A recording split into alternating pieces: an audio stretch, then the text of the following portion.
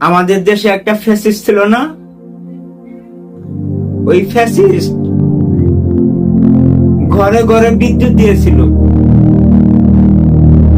Metro rail করেছিল, পদ্মা সেতু করেছিল, কর্ণফুলী টানেল করেছিল, পারমাণবিক বিদ্যুৎ কেন্দ্র করেছিল, করেছিল বিধবা ভাতা, বয়স্ক ভাতা,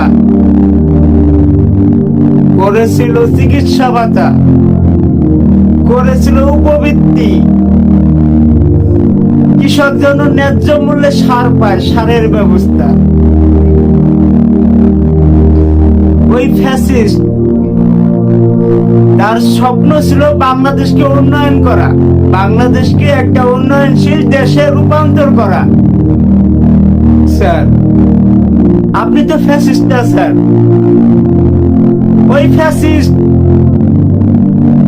17 বছর ক্ষমতায় বাংলাদেশে ঋণ রেখে গেছিল মাত্র $3 লক্ষ।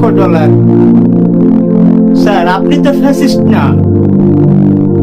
আপনি 1.5 বছরে বাংলাদেশের ঋণ বর্তমান $6 লক্ষ। স্যার, কি কাজ করছেন? $3 লক্ষ কিভাবে আমাদের ঋণ বাড়লো? স্যার, স্যার একটা গান শুনতাম ছোটবেলায় অনেক,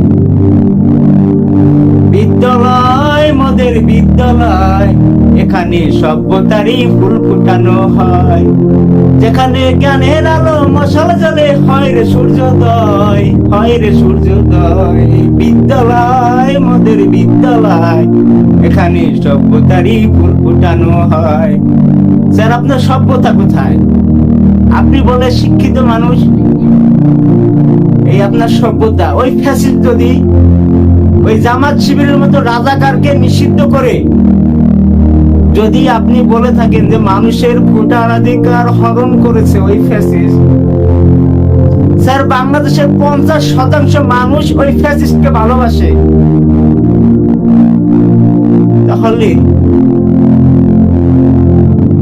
আমাদের ভোটাধিকার আপনি কেড়ে নিলেন কেন? একটা দেশের যদি 50% মানুষ কোন একটা রাজনৈতিক দলকে সমর্থন করে, সে ফ্যাসিস্ট হয়ে যায়।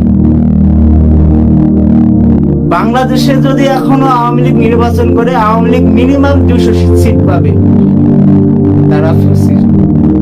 Yes sir, I love fascist.